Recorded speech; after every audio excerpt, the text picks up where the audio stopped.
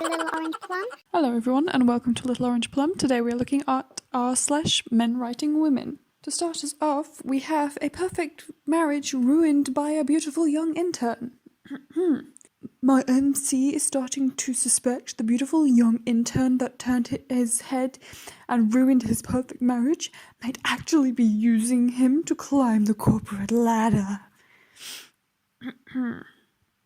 And OC has kindly given us this little bit of help, this little bit of courtesy of rewriting it to say what it actually means, which is, my MC is starting to suspect that his decision to ruin his marriage due to lusting over and taking advantage of a much younger woman whom he is in a position of authority over may have been ill-advised, as she now appears to be using him as thoroughly as he used her.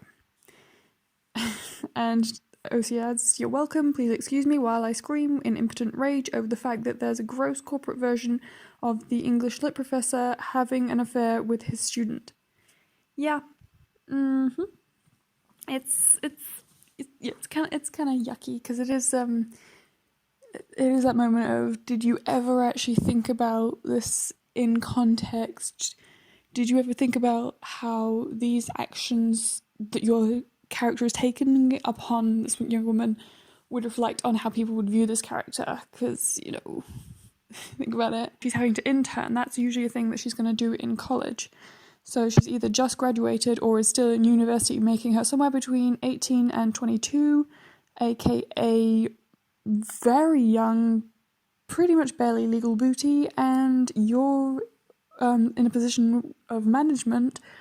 So that's like late 20s, best case scenario. I mean, to be fair, if it's like a 22-year-old with a 28-year-old, would not automatically be like, there are 22-year-olds who are as mature, if not more mature, than 28-year-olds.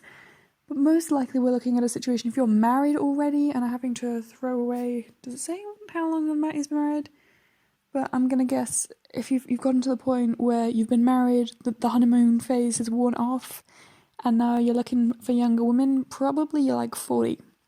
Probably you're twice this woman's age, and with experiences that give you a disgusting advantage of her, and yet somehow our writer does not see how it's creepy for you to take advantage of a teenager, and then acts as though it's her fault that she was taken advantage of. Okay, moving on. We have, even worse, we have Dr. Crane and his marital rating scale.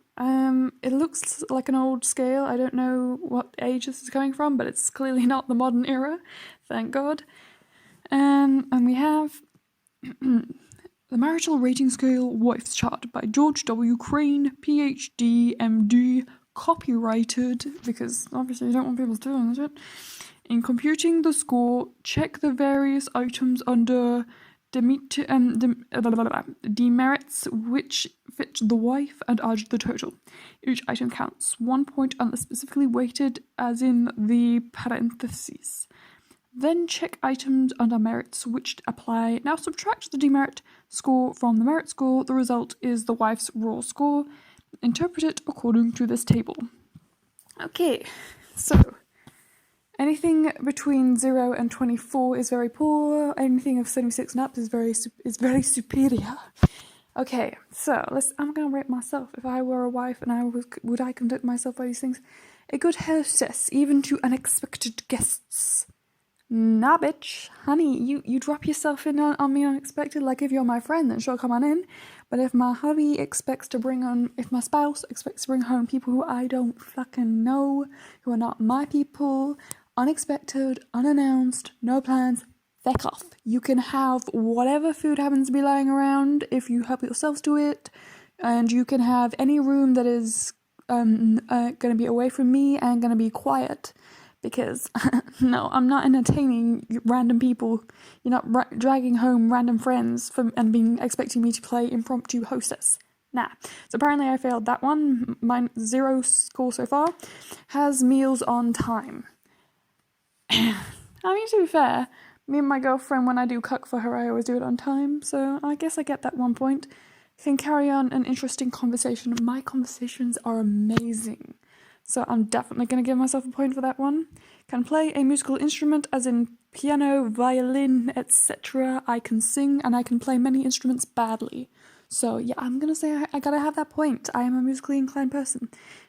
Dresses for breakfast, absolute fail. No way I'm not gonna dress for breakfast. Not happening. Neat housekeeper, tidy and clean. Yeah, I'm gonna not. That's not for my partner. That's for me. I need it to be clean. So what am I? I'm on 4 points. I feel like I'm still terrible. I'm doing okay 4. And this is only happened. How many points am I supposed to get for each point? Is there a second page to this? Because there is literally only 12 things on this page. It seems like it's not actually possible for a wife to do anything right in this situation. Okay, so ignoring that fact, I'm getting 4. And then we have puts the children to bed. Honey, you gotta be there for that as well. Sometimes the kids like it when daddy helps out with bedtime. It's not about you and you getting to decide what you want. It's about what's best for the kids. Okay, so in this hypothetical scenario in which I have children, the kids get to be put to bed by whoever the kids want to be put to bed by. Okay, children's choice. And never goes to bed angry, always makes up first. Okay, I know that's supposed to be a good thing for relationships, but it's not going to be a thing where the wife always has to make up with you. It's going to be a two-way street, obviously.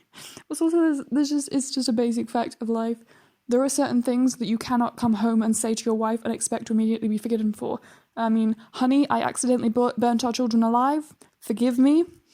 Ain't gonna happen. You can't burn the Sproglets alive and expect to be immediately forgiven. You just can't. It's not the kind of thing you can just let go in a couple of hours. I'm gonna say 0 for that one, because I'm not gonna promise to do that. Ask husband's opinion regarding important decisions and purchases. No. If it's my money, then I'm gonna do with it as I please. Sorry. Good sense of humor, jolly and gay. I am extremely gay. Just ask my girlfriend. I'm doing very well at this one. Yes. Religious. Sends children to church or Sunday school and goes herself. Does it have to be like a Christian church? Because I could get down with like worshipping Thor. I don't know, maybe druidic. My girlfriend is actually a druid. I could be a druid maybe. I could do that. I could send my kids to druid school. But like Sunday school, not gonna happen.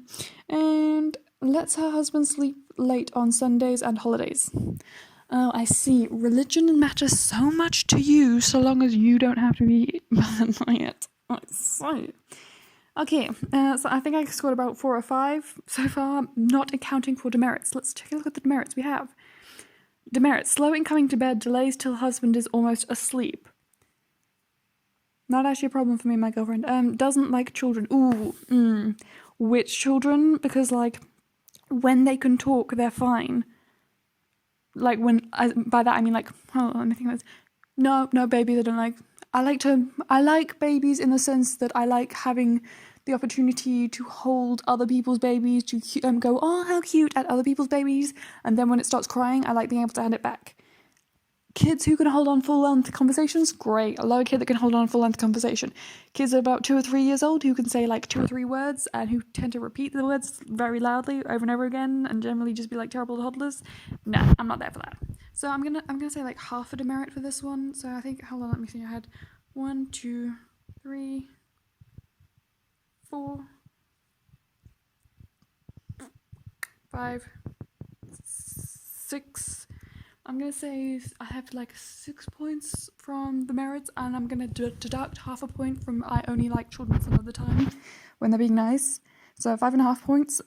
Fails to sew or darn, on buttons or darn socks regularly. Yeah, I'm going to demerit myself for that because I do not do that. 4.5 points.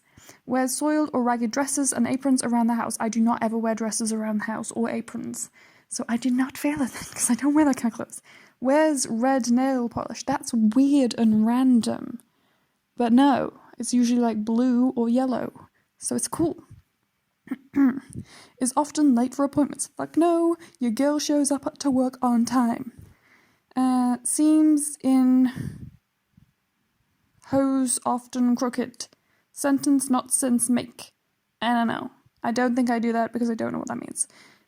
I definitely don't sew anything in crooked because I don't sew, so I feel like I avoided that one. Still got 4.5 points, baby. Goes to bed with curlers in hair or too much face cream. No, because my hair is too short for curlers. Puts her cold feet on husband at late night to warm them. Nah, it's the other way around. My girlfriend does that to me. Is a backseat driver. No comment. Flirts with other men at parties or restaurants. This is the one where I feel like I kind of get where that's fair. That's the fair one. Okay, fair enough. Flirting, unless it's, to be fair, I know some couples who have like a rule where they're both allowed to flirt, and as long as it's just flirting, then it's cool. But I can understand some people being bothered by that. Is suspicious and jealous. I wonder. Let me think about this. You're a man who, for some reason, your wife has gotten it into their head that it's okay to flirt, and for some reason your wife is suspicious and jealous? Why might that be? Could she possibly have gotten the idea that it is okay to flirt with other men from her man who flirts with other women? Possibly, maybe, slightly. I'm just saying. Okay, I want to take a quick flick through the comment section. What do we have? I showed my girlfriend and rated her.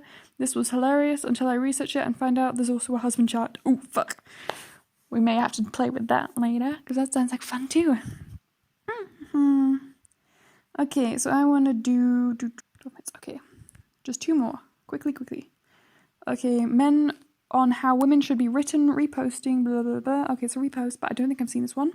We have, speaking of attractiveness and art styles, I'm worried that Nami might be flat-chested because she's my favourite bachelorette in Harvest Moon DS. I get that Harvest Moon uses a chibi art style, but Flora and Muffy look well endowed. Then again, Nami's outfit looks pretty repressive. What do you guys think? She strikes me as an A or a B cup. She has an androgynous figure. I hope a remake doesn't fem her up. Thanks. Good to know that I am seen as androgynous, because I am an A cup. But still, it's possible for Nami to be a D or an E cup underneath. That's very above average. You expect all women to be above average? Okay.